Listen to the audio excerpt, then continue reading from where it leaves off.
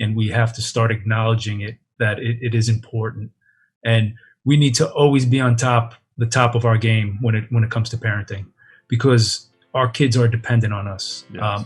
They didn't choose us, and we have to make sure that if they did have a choice, we would be the dad that they selected. Oh, I like that. Yeah.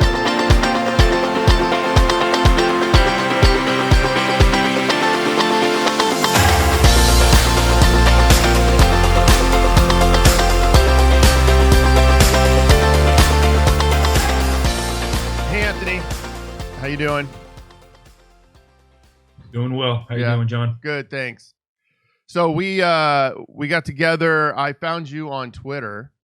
I liked the posts you were posting because there's very few of where it's kid-centered, child-centered, and being a good father, but the focus seems to be on the children.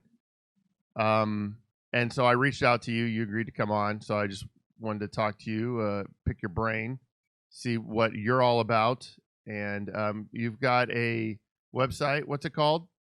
Peaceful? My website is peacefulfathers.com. Yeah. And a lot of it is based on peaceful parenting. And thanks for having me on. Yeah. I look forward to the conversation. Yeah, thank you. So how did this come about? What was the genesis of the idea for this? I've been practicing peaceful parenting definitely over a decade now, and I have 3 children. My 2 daughters will be 23 and 20 next month, and my son will be 15 in December. So I would say I started back in 2007, and I really got in touch with the whole philosophy of peaceful parenting from the prior to '08, the presidential election following Ron Paul and the libertarian movement. And from him, I started to get into the non-aggression principle. I found a lot of work from Stefan Molyneux. Mm-hmm. And then since then, I really say probably since by the time I turned 30, I'm 43 now, I started reading a lot of books on parenting. And I wouldn't say there was one thing that kind of sparked me into it or got me going into it, but it was a continuous effort on learning new things, and getting the information and growing within that whole parenting community and understanding that this is the way that kids should be treated, how we were commonly mistreating kids, and just really not owning it as fathers, not taking responsibility for our duty any longer. Right. So I guess, well, reading the books is everything, right? Meaning gaining knowledge, understanding all that. I don't find many people do that. You know, we spoke briefly before. I've gone down that path of trying to gain knowledge on being a better parent. I mean, you got to take a driving test, right? You got to study the manual. You've got to do whatever it is you're going to do to learn more about something. And I find it fascinating that people don't, as far as my experience goes, really look into anything along like how to raise a child. Yeah. And it's so is that the same experience with you? It to a degree, it's kind of sad. But yeah, I speak to a lot of fathers, and first thing I ask them is, who's read a parenting book? Not what parenting book, but have you read one? And I think the statistics are very high on people who don't read books in general. Right. But it does start with the books. But it also, I think even what's more important is taking action, actually having conversations with other fathers. Mm-hmm. And this will get you out of your comfort zone. This will allow you to, the same way that we're having a conversation now, you can talk about things that are important. You can talk about ideas, and we can share ideas. We can share where we've won, things that have helped us, where we've lost, things we have difficulty with. Right. What are you? Sorry, go ahead. No, go ahead. I was going to say, what are you finding with these fathers, like the pain points? Is there a common theme? Is it meaning, is it they just don't know what to do in a certain situation when it arises, and they don't have the tools there because they're not reading and understanding? Yeah, I think a big part is the tools. We tend to think that as fathers, we should just have a set way, or we should almost know what to do, how to raise kids, how to be a dad. And unfortunately, a lot of what we know is how we were parented. So Right. we're passing things down that we saw as, our father, how to be a man, how to parent, and a lot of it will get, we have conflicts, we have children have tantrums, and we don't know how to deal with situations. So I think what I've been seeing, where there's a big shift where as men we can be masculine, we can be strong, but we can also be compassionate, and we can be really in touch with being a good father. Right. I think that's something new that we're starting to see. It's almost, um, it's almost something that I don't think we're prepared for, but a lot of men who are smart enough to get it are welcoming it greatly into their homes. Well, yeah, I wanted my question was because peaceful parenting, right? So I understand the concept, peaceful in the sense of not hitting your child, spanking, stuff like that. But where do you fall? Which I think I already know the answer, but where do you fall with also being a man, right? Like more alpha. I don't know you, but just from briefly speaking with you, you don't seem somebody like someone that's going to take too much crap from anybody. Meaning there's a duality there, right? Like you said, you're Yeah. empathetic, compassionate to your children, but at the same time out in the world, let's say you're going to protect. That's what Yes. I'm getting. So it's Well, and not peaceful and we all just lay down. You're raising, I'm assuming, or you tell me, raising your children to, you raise them in a certain way, but you're also teaching them to stand up for themselves and take care of themselves, give to society, not take. yes, to be a part of it, to add value.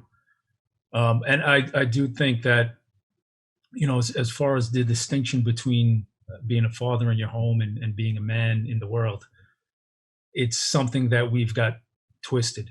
Mm-hmm. Where when you're a man out in the world, you need to be strong, you need to compete, and you don't worry about the other men who are weak. You stay on course and you focus on growth and you focus on being stronger and you focus on bringing good men into your life who are going to help you achieve that. I think the one distinction is when you're a father at home, you're not competing with anybody. You're raising kids. You're guiding them. So you have to be compassionate. You don't always have to have the dad voice and say, "I'm putting my foot down. Right. It's my way or the highway. This is my house. If you don't like it, get out." That's not going to bring connection. That's not going to build children who are resilient, children who are going to trust you first of all, and who are going to want to follow your lead. Right. So I think that's important for fathers to understand that in order to raise children who are healthy physically and emotionally, and children who can function out in the world, we really have to be very aware of how they see us as a father, as a man, in the home and outside of the Yeah. home. Well, yeah, I remember, and I think what I'm about to say, for me, I'm okay. I'm kind of an open book. Like I'm okay telling where I failed. I'm imagining though, there's a lot of fathers that can't even begin to start to admit there's a problem. So an example, I remember early on, I was divorced. Okay, so I'm divorced, stayed single with the kids. That my focus is on my kids now. Right, I screwed that whole marriage thing up, but I want to keep it at least as consistent. With their mom, we get along very well and do things together, birthdays, holidays, stuff like that, to at least keep that congruency there. But I remember early on when I was the first thing I was divorced, I'm sitting there in the kitchen after moving out, having to make lunch or, for the kids, but 6 a.m. in the morning and I got to get them to school and make lunch, pack a lunch, and I can cook no problem, but I didn't have that routine. So there's a stressor, right? You're sitting there going, okay, what do I do? So you figure that out. But the main story here is I think I would get frustrated with everything that I had to deal with. And so I remember I'd yell a lot. Not yell like yelling, screaming, but I also had to realize I'm a big guy in the sense of I'm just loud, 6'2", right? Big guy, just loud in general when I talk. And so that to a little child, granted they're used to that in general, but when you raise your voice some, it's probably very scary. And my mom was there and I yelled at my youngest for something, just don't do that, whatever. I'm not losing anything. And she ran under the kitchen table, and she was probably 4 years old or something like that. And my mom's like, you can't do that. And I just was like, she's like, that's not okay. And I needed somebody to tell me that. As crappy as that sounds, I'm not afraid to admit it. And it really hit me. And I'm like, yeah, she's scared of me, right? So when you just spoke about respect, that's the opposite. That's fear. And we got along really well in a lot of ways, and she loves her papa and all this stuff. But I was like, wow, like I'm screwing this up. And so I had worked on things some, but I kind of kicked it into high gear. And so, that completely went away. And I just worked hard because that's burned into my brain of her just running under the table just as a place she didn't know where to go, And I started reading books and working on all that stuff and understanding and then getting the tools and how to deal with things.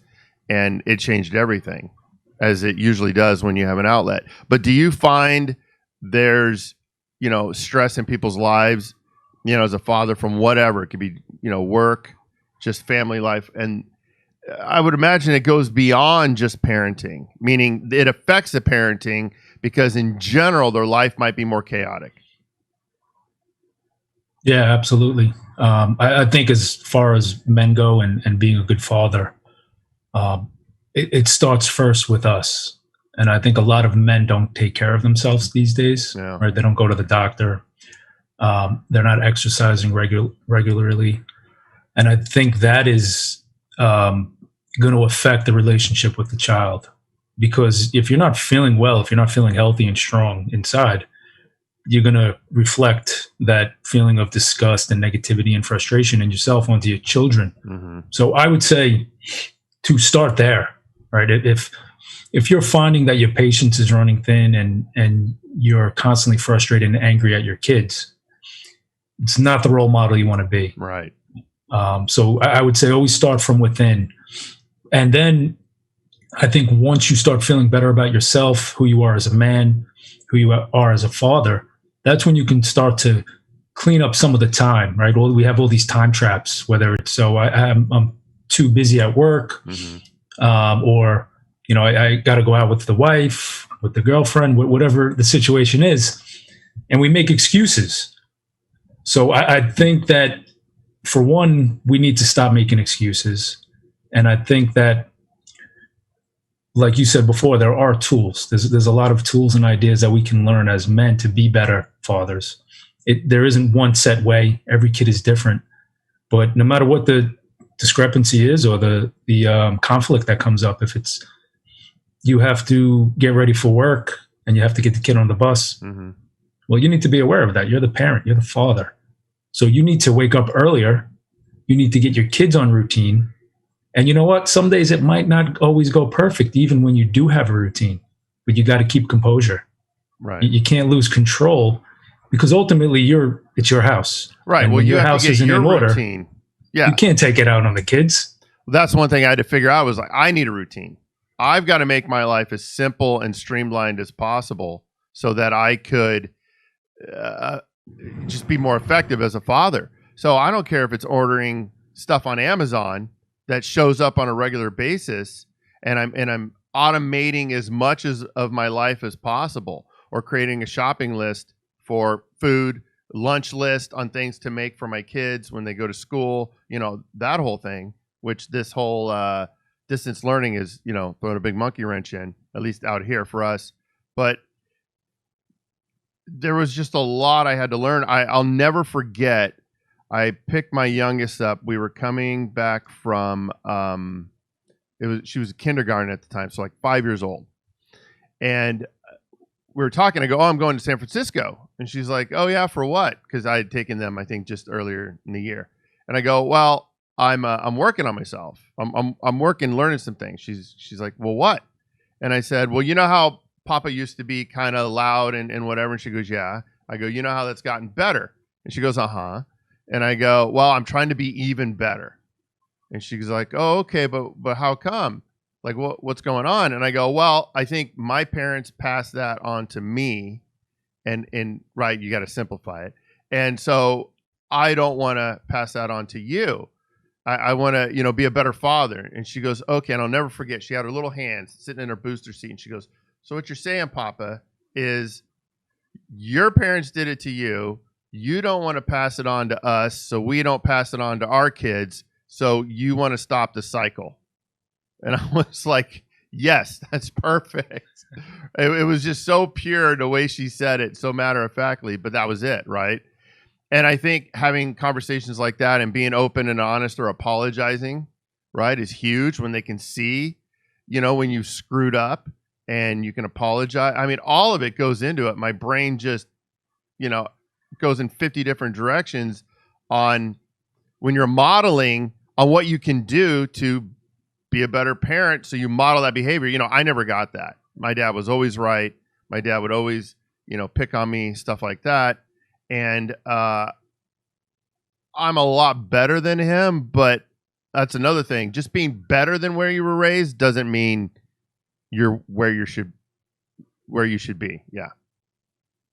Yeah, no, that's a good story. I like it. Your daughter, she sounds very intelligent at the time of 5 years old. Well, we still have those conversations. We still Of talk course, about all this you don't go stuff. you don't go backwards. You continue to go forward. Oh, and it's the most powerful thing. It's the most fascinating thing to just watch her grow, learn, and then practice that more. I remember I gave her tools on how to make a friend at school because she was talking about, well, these people, and they're not very nice, a lot of drama, is what she said. I go, "Well, go make a new friend." She's like, "Well, how?" And I go, "Well, ask them, hey, what's your name? Do you have a pet? What kind of pet?" Right. And I went through this litany, and she's like, "Oh, okay." And this is like one of those evening talks right before bed. And I picked her up from school 2 weeks later, and she goes, "Papa, it worked." And I'm like, "What?" And she goes, "I made a new friend." And I asked him if she had a dog, and it was a lab. And I said, "Well, we have a dog." And she had this whole, right. So just the simplest of things, you don't necessarily think they're listening or understanding, but they're taking it all in. It's writing on their hard drive every day. And I think, yeah. So for you, I think we spoke there. People that spank, right? So you're going to do the opposite when you do that. You're asserting your authority instead of gaining respect and understanding. And don't get me wrong, there's once in a while it's like, just do it because I said so. Right? I get it because I've told you 14 times, just go clean it up. We're not gonna debate or have a discussion on this. But on the flip side of that, asserting a tyrannical, atmosphere into the household to where they're afraid, and they'll do it because they're afraid of getting in trouble, which is what I grew up in, it's a negative. It's a complete opposite. Yeah, you're really not teaching anything. You really just want to get compliance in the moment. Right. And going back to what you were saying before about relationships and how you've learned to tell your daughter that you're sorry if you did things wrong, where your father never did that. I think it's important for fathers to set the example of what healthy relationships are. And that doesn't change with your child. No other relationship would you hit somebody if they disobeyed you, right? Could you imagine? Right. I have, anybody, if it was a friend, if you said, "Hey, Anthony, come on my podcast. If you don't, I'm going to physically hit you." It wouldn't you wouldn't so be well. in my Yeah. life. Yeah. The same thing with, I have my own business. If I had customers coming in and saying, "Give me your money. I'm not repairing your car. If you don't give me your money, I'll punch you." We wouldn't accept it. So it's painful for me to see that so many fathers, the numbers are really high on spanking still. Yeah. What is that percentage roughly? It's over 80%. Wow. But believe it or not, the majority of it, a little bit higher percentages, more women are still spanking than fathers, more mothers. Have you But dove into any reasons why that is? I mean, do they have anything more than yeah, a absolutely. statistic? There is single family homes. There's a lot of single mothers. Yeah. It's stressful to have children. Right? It's a really difficult job, and I'm a real big supporter that you should have a mother and a father. One parent should work, preferably the father. Mother should take care of the kids. Those are strong traditional values, I think, that are important to building a healthy family. Right. Well, and And there's science behind that too. yeah, This is no, what absolutely. I've posted in a men's group on Facebook what you just said, and they lost their ever loving minds. Oh, I'm glad you're rich, or you could. They know nothing about me, and that Yeah, I'm a single father. They know nothing, and they're just going off about this and that. And I'm like, my youngest is in daycare after school, not before, but just after school for an hour or two, or maybe three sometimes. Well, no, 2 hours maybe. But I try to go pick her up as soon as possible, even if it's her Mother's Day. I try to pick her up just so she's not in there as much as possible. But she has fun and her friends, and they do crafts, and so it's not like this thing. But when you're 4 years old, 3 years old, and you're outsourcing your parenting to someone else whose values and traditions most likely aren't yours. Well, you can guarantee they're not exactly. I was trying to convey in the group that, look, my daughter does this. I'm not happy about that, but can we at least have the conversation on what's best for a child? Can we start with that? Let's kind of just loosely outline what parameters on why you should have a child and what that means and who's going to take care and raise that child. Like, let's think about that, just as we spoke in the beginning about reading about, parenting, and what does it yeah. actually mean to be a father and a parent and raise children and read a book, and how does that work? Well, I think a lot of people avoid that because in order to answer the question, what's best for a child, they have to realize that maybe what their parents did to them wasn't what was best for them. So it's painful. I think we avoid it. And not saying that your parents, anybody's parents, are bad people. Right. They were just ignorant, unaware. Well, there's single moms out there too, right? Just to be clear, there's single people out there that are, working 3 jobs and kids. And I get it. It's not just a one size fits all. This is a kind of a utopia we talk about, but it's also not crazy because it takes 2 people to make a baby. So maybe we should be more thoughtful and mindful before, when you want to have a child. Do it on purpose. Of course. Yeah. Maybe you should be a little more selective of who you're choosing to partner up with to have that child. Yeah. Maybe we should emphasize that a little more in society. Well, that's what I learned. Yeah. That it's strong to be a single mother. Yeah, I don't get that. The degradation of family is astounding to me. Yeah. Where there's, you don't need a man, or men are unimportant. We're all the Homer Simpsons, the Al Bundys, where we're all just dumb and we don't know anything. And yet I would love for men to take a month off and not work and watch what happens in this world as everything grinds to a halt, because I think we're important. Going back to what you said before, the conversations that you have with your daughter and how they're growing and getting better. This is how we change that culture, right? We raise women, we raise young girls to become women who value men, who value their father, who had really good fathers, who were dedicated, committed, that were loving and caring. And they're not going to have this attitude when they grow up. They're not going to see that men are bad and that women need to be independent. They're going to understand that it takes a family to raise children, and that's something that they value. So I think in time, as more and more conversations happen, right, we hope, the hope is that society gets better over time, even as bad as things have gotten now with, the pandemic and everything that's going on politically. I still am hopeful. Like I raise my kids that the world is beautiful and that they have the power to make the change. Don't fall into the negativity. Don't listen to people who are going to bring you down, and focus on who's helping you rise, who's helping you grow, and build good relationships, because ultimately that's what we're here for. Well, right. Yeah, I can complain all day, as we all can, but you're right. Whether it's politics or whatever, okay, this side's a hypocrite. This side's being hypocritical about that. This side's right. This side's wrong, whatever. But at the end of the day, now what? Now what are we going to do? So that's kind of the purpose of this podcast and why I reached out to you, because it's one more component of being, a man that, so there's dating, there's parenting, there's business, there's whatever. But at the end of the day, your component, or what we're talking about now, is everything. Because if you're not raising these people into society to be good, well-rounded, emotionally available, have an emotional intelligence that is high so they can understand and deal with things, the world's not getting a better place.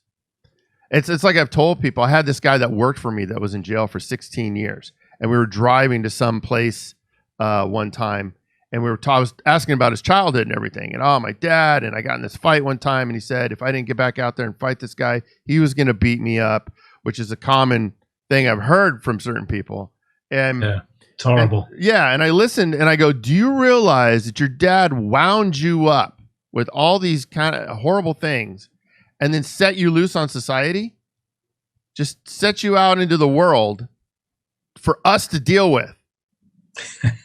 And he was like, wow, I never thought about it that way. I'm like, yeah. I go, no offense. I like you. But when you think about that, that's what bad parenting is winding your kid up in whatever capacity, whether they're violent or just they're just out of their minds, they're codependent, they have drug addiction, right. Whatever pain they're suffering from, it becomes a burden on society. Right. And then somebody has to come along and bump up against you in this interaction of people just walking down the street, or you work together, or they come into a shop or whatever, and they got to deal with this Karen, right? Or this bad attitude or whatever, because you don't know how to. I mean, I'm guilty too.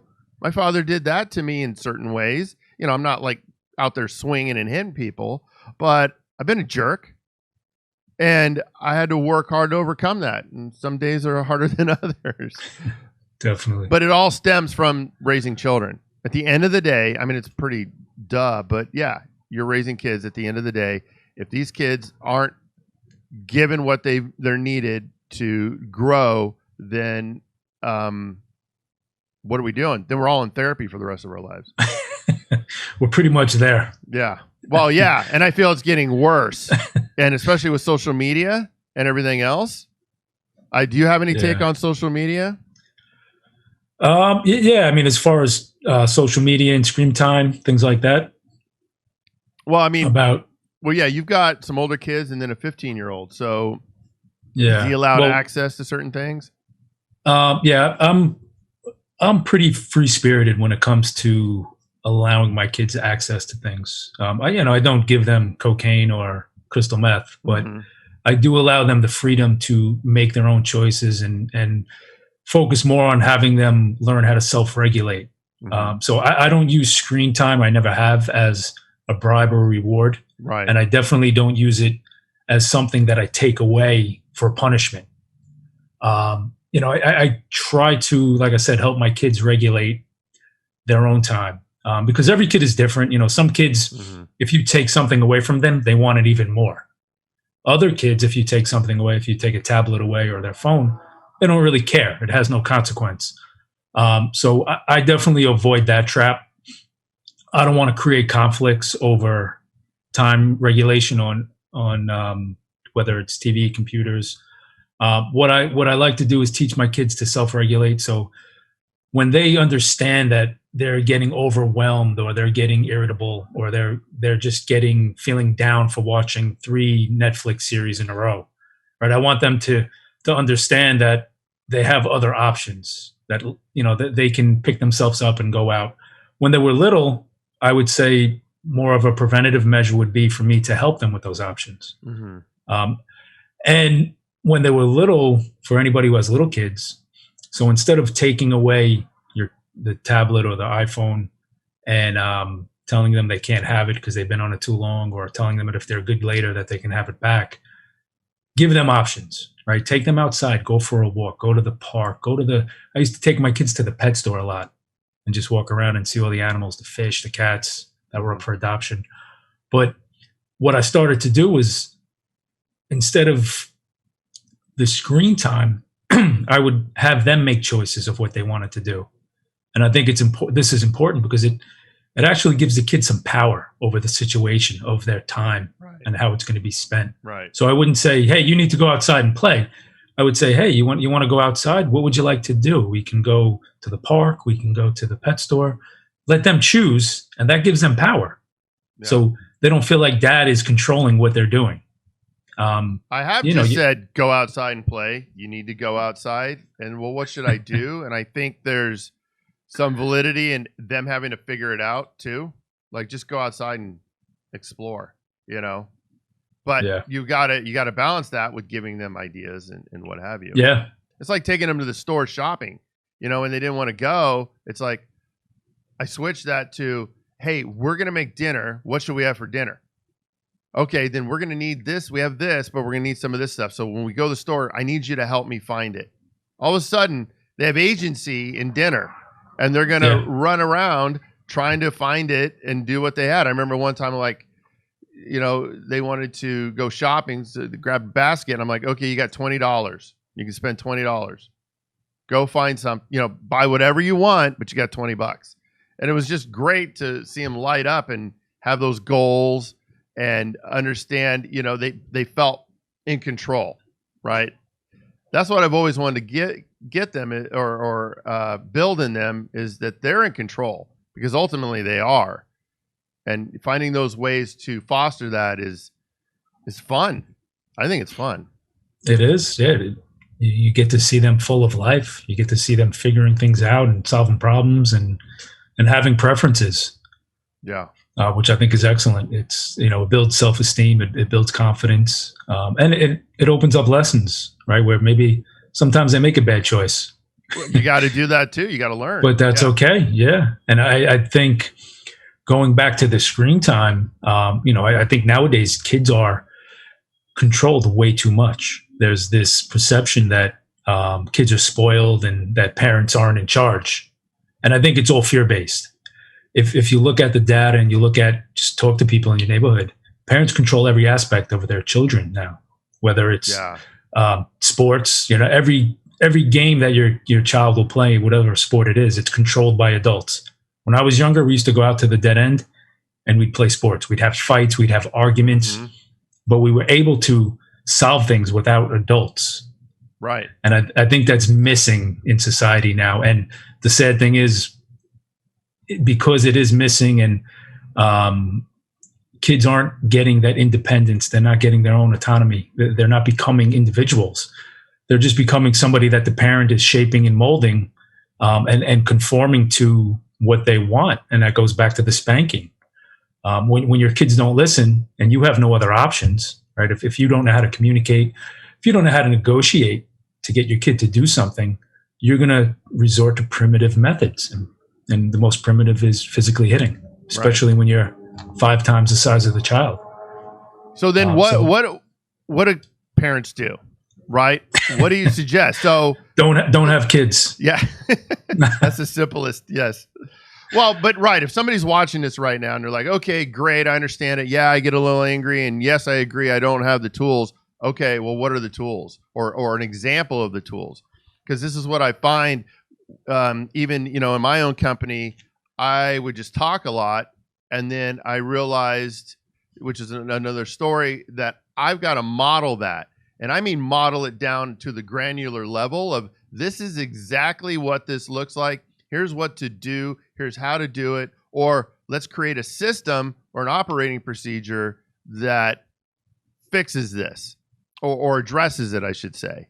And, you know, if we were to sit here and talk about dating, right?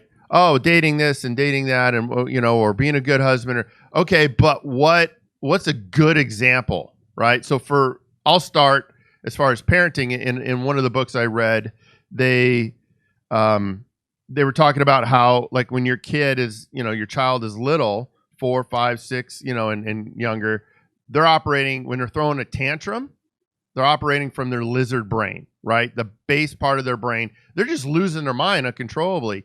And for you to sit there and try to rationalize and reason with a child that is just losing their minds, it's pointless. So it would be their advice was to connect and redirect. So connect with them on the sense of where they're at. Yeah, I know this is terrible. I know you wanted that toy. I can understand. I'd be upset too. Oh my gosh, yes. Not try to be like, well, you have 5 other toys and you this and your brother that, and then redirect, be like, oh, look at the bird over there. Or look at that thing or whatever you can, point to, and it shifts their brain more out of that mode. When they're working from their higher brain, then you logic can come in and you're able to talk to them in a way. So the first thing to determine is, are they reacting from their upper brain or their lower brain? So there's an example of the first thing to look to when you're dealing with your child. And I think even when they're older, depending on your situation, if the child is, really a little out of control, you got to determine that as well. So that's an example for me. How about you? Yeah, no, I think that's a good point. And I think the more you work on that when they're younger, what you were just describing, as they get older, they'll be more in tune to listen to you and to take your advice because they know dad cares, right? Dad's just not trying to get his point across. Right. So yeah, it's definitely important. Do you have tools, something you like to have or your go-to? My go-to is to talk to my kids to death. I'll talk them to death. If there's a problem, scenario, I'll try to figure it out. We'll have conversations about it. And next time when it comes up, they're like, all right, Dad, I get it. I don't need you to talk to me anymore. No, but communication is what you're saying, right? Like actually communicating, not ignoring the problem and discussing with them what happened. I'm assuming asking them questions. What do you think about what just happened? Yeah. Active listening. iMessages are great when there is a problem and you don't say, well, you're misbehaving or you did that wrong. You say, hey, I really have a problem with what's going on. I think that, we need to fix this so it's important not to dump everything on them. And as far as tools, I mean, there's so many different scenarios that I hear as far as brushing teeth, bedtime, curfew, a lot of ways that conflict shows up in the home. And every child is different, but I think it's important to stick to principles. And the principles, going back to hitting, right? We wouldn't hit anybody in society. So let's afford that same principle to children. Let's start there. Let's stop hitting them. Right. We wouldn't want anybody to punish us, right? You wouldn't want to go to work, and if your boss was always punishing for you for something, whether you did it wrong or right or not to his liking, you wouldn't work there. I mean, we hope you wouldn't. Right. It depends on how your parents treated you, right? Right. Right. The level of abuse that you'll put up with. So I'm pretty principled based as far as I want to make sure that I'm treating my kids with virtue, with respect, and feeding them goodness. And it doesn't mean that I allow them to do whatever they want. It means that we have standards that we hold ourselves to as people, as a family, me as a father, them as my children, them as women, my son as a man. And I think once you start holding to those principles, you can get away from the bad habits that we have that were ingrained in us. We can get rid of the yelling. I don't punish my kids. I don't discipline them. And, a lot of people get freaked out by this a little bit, but we have an understanding in my house. When you do wrong, it's okay. We need to make a correction. Right. Same way that if I did something wrong, I wouldn't want somebody to come down on me. I'd want somebody to help me through it. Right. So, getting back to the tools, I think once you remove the yelling and the negative attachments, you can start to be more creative and you can find ways to help your child, as opposed to always seeing what your child's doing as an attack against you or just a bad behavior. Because ultimately what comes down to it, any conflict is really just your child's having a difficulty. They're having a hard time. Like you said about their brain, they're not able to really understand what's going on. Just the same way that a baby cries, right? A newborn baby cries because they're hungry. A 2-year-old screams and yells because they don't really know how to convey their message. Right. So you can't get mad at them for that. Right. I'm amazed at watching fathers not understand they're the father.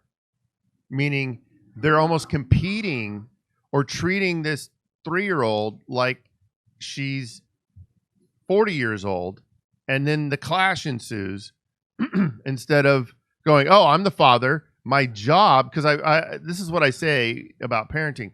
My job is not to protect you from everything. My job is to give you the skills so that when you go out into the world, you're able to navigate it in a way that leads you to the best possible outcome for success, whatever that is for you. Yeah, you nailed it. I was in Starbucks, and this little girl, she's 3, cute little girl, and her dad was there, and she had a little cup of water, and she spilled it right there in the middle of the floor. And he just starts yelling at her. And he's just like, oh my gosh, I can't believe you, this and that. And just, she was all embarrassed, starts crying. And then he grabs her, takes over to a chair, and he's like, you interrupted this guy. And I was fuming at this moment, because it's like, I don't know, you drop water, it happens, whatever. And nobody cares, right? She didn't throw it down. And he's now bringing me into it, because he's pointing, you see that guy over there? You've interrupted his day and blah, blah, blah, because I was on my computer working. So even in that moment, I had to go, okay, calm down, John. And I'm going to go say something to him. But I had to sit there for a minute and go, how do I approach this? So it was very hard, because the goal was to help, not shame him either, what he had just did to his kid. So I went over and was like, hey, can I talk to you for a second? And you could tell he knew obviously why I was there. But he's like, well, what do you, I go, is it okay if I sit down for a second? He's like, he finally capitulated. Okay. And then I started asking about, your daughter, like, oh, how old is she? This and that, whatever, and everything. And then I go, it's okay. It's my perception is you're under a lot of stress. That's what I'm seeing from you right now. And he starts tearing up right there. He's trying to hold it back, but you can see his eyes water up a little bit. And wow. I'm like, well, tell me more about you. And he's like, I'm a writer. I'm in LA. Everyone's a writer, right? He's a comedy writer, which is ironic almost. And I'm the sole provider for my family, and I'm just stressed right now. And I'm trying to get this thing out. And I think he had quit his job and was going full time into writing, trying to do it that way. And so it was a fruitful conversation in the sense of like, I guess I was empathetic, because there's nothing to reverse what had happened, with his daughter. But moving forward, to let a man know that another man is there for you, like, it's okay. Because that was ultimately, I'm like, she spilt the water, but it's okay. Nobody cares. I go, have you ever spilled water? He's like, yeah. I'm like, would you want anybody coming down on you? Basically what you were saying a minute ago. He's like, no. So, I was just trying to gently make the point. And I think, especially as men, we need to do that. We need to stand up more. We need to go out and be an example for ourselves. I got a business coach, and I remember probably a year into it, I did something, and he goes, I'm really proud of you. And then it almost got me choked up a little, because I never really heard that from a mentor, let alone my father. You know what I'm saying? Where it was in any meaningful way. And we don't hear that enough. So can you imagine, back to your point, children, we're 5 times as big as them, for them to hear, I'm sorry, or I love you, or to take the time, when they're hurt. Because that's one thing I've done too with my youngest. It's like she would hurt herself, and my inclination was like, oh, it's okay. It's like, no, she just needs a minute for me. And still, so I've done this where it's like, oh, are you okay? She just wants to know I care, and then she's fine. It's not you about don't have to make a the big deal of it. Yeah. Yeah. So there's just so much out there to learn that you can apply to your marriage, your dating, your business, right? Your friends. That was I think we need to hold men to higher standards, especially as fathers. Right. I think something that's needed in society. And it doesn't mean that we have to be mean to each other. It's not saying if you don't do this. It's being supportive and getting together. To me, I speak to men every Thursday night from all around the world, really, about being better fathers. And to me, there's nothing more masculine than that. Right. How great is a group of men sitting together and talking about how we can be better dads? Right. I think that's powerful, and I think we need more of it. Um, A lot more of it yeah, to even yeah, be able to have that conversation. Well, absolutely. and we need women to hold men to a higher standard, a good higher standard. Not you need to make more money type higher standard, though maybe that may be Yes, part of it, depending on the situation. And women need to hold themselves to a higher standard, is what I feel too, because men will, by proxy, hold themselves to a higher standard, right? If something's easy to get, men like to work for something. They like to chase. They like to have that. And um, once you're in a relationship, that mutual respect for each other. And I think there's a little bit of yin and yang there of holding each other a little bit accountable, but in a kind, nice way. And men will rise to the occasion over and over and over again. But I think society has gotten to a point, like we were talking about a little bit earlier, where it's just do whatever you want. Men aren't important. And yeah.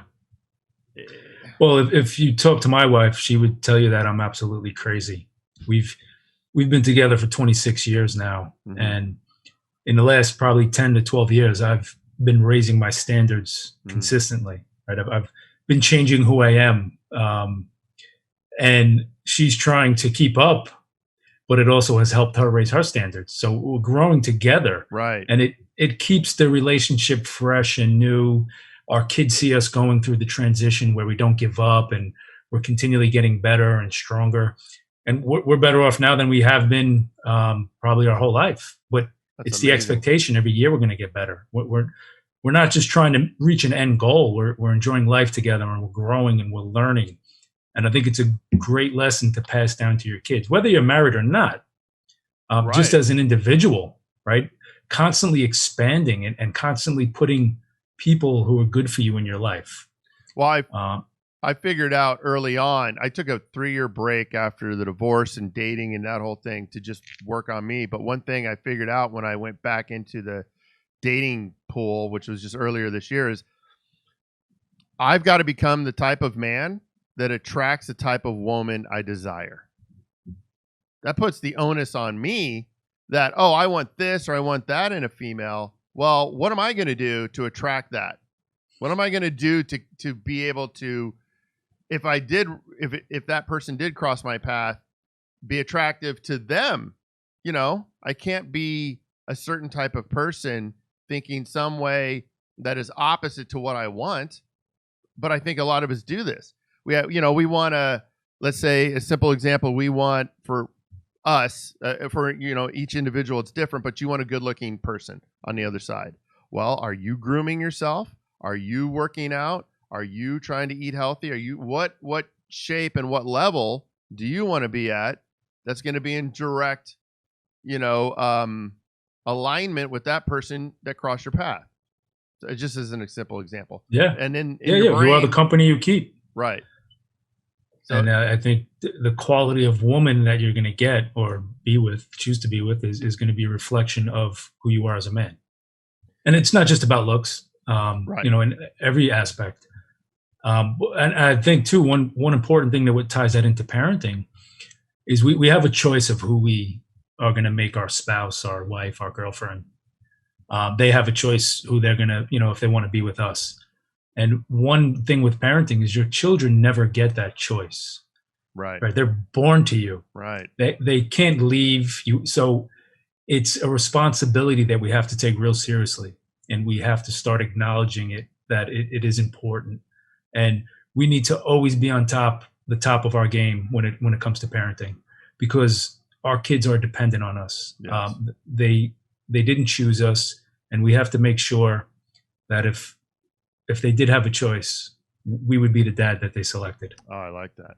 That's good. Yeah, it's if you It's think true about it like though. that, Yeah, you I have the didn't. freedom Well, to you choose a just. woman. Well, I think so many. I was guilty of this. You just wander through life. You run into somebody, bump into someone, you get along. Okay, let's get married, have kids. Not till after did I figure out I had to sit down and write out what I wanted in a partner, and what does that look like. It was too late for the kids, portion of it, child portion of it, but it crossed my mind. It's like, how would I want that? So even now, eventually I'll be with someone and they're not going to really have too much interactions with my kids because they're going to be older and up and out. But the interaction they have, what do I want that to be? Right? Yes. That influence, even if it's a small 10% influence, let's say, just because they're around, how do I want that to look? So it still is important, even the later stage of the game. But like you're saying, early on, when you're going to make kids, yeah, they Yeah. don't More choose. importantly, how do you want it to look? But how is it going to look? Right. It's going to be a direct reflection of the type of father you are. If Right. you got a girlfriend and she came into your kids' lives and was abusive, what does that say about you? Right. And that happens over and over and over. Oh Even in the God. dating, like you hear these stories where these women will just start living with a guy with the kids or doing whatever. And I'm just, yeah, I keep that completely separate. They don't even really know I'm dating, and I'm limited on that as it is anyways. But yeah, if I had to do things differently, I would identify what I want and how it should look like. Not what does it look like, but what do I want it to look like? And, for myself and my kids, and then work towards that and be much more discriminating and not putting up with certain things. So, I mean, that's the advice. And then that's going to lead to a much healthier, happier family life, which is going to raise Absolutely. healthier, happier kids, which is going to make the world a better place at the end of the day. Yeah, better towns, better communities, better states. Yeah. It's kind of the process. Yeah. There's a lot of damage out there, and there's Yeah, a and lot of I think it's repair. important for fathers to realize just how powerful they are, right? How much of an impact we can have. I mean, the statistics are pretty evident about how negatively it affects children when dads aren't in the picture. Oh my gosh. Yeah. So yeah, just for fathers to be aware of that. I mean, if you're a dad and you're uncertain and you're unsure about how you're parenting or how you are seen by your kids, or it doesn't matter. Just being there, being a dad, that's a start. That's powerful. Then you can expand on that. Mm-hmm. And I think a lot of men don't even get that. Well, right. It goes back to, I think the onus is that men or we're all bad now. I mean, there's a big movement, right, where the male patriarchy is just a bad negative thing, and I don't care what they say because I know the truth and I know what it's all about. So at the end of the day, yeah, I think getting the word out how important men are, I think you nailed it, is what really needs to happen. And there's a Yeah. lot of good men out there. There's a lot of good men. They don't get near the attention or accolades they deserve. I see it every They day. don't even know they're good. Yeah. Yeah. Good point. They've been beat down for so long. Yeah. No one's actually told them, hey, I really like that, or you're doing really good, or I appreciate that, or respect that. Yep.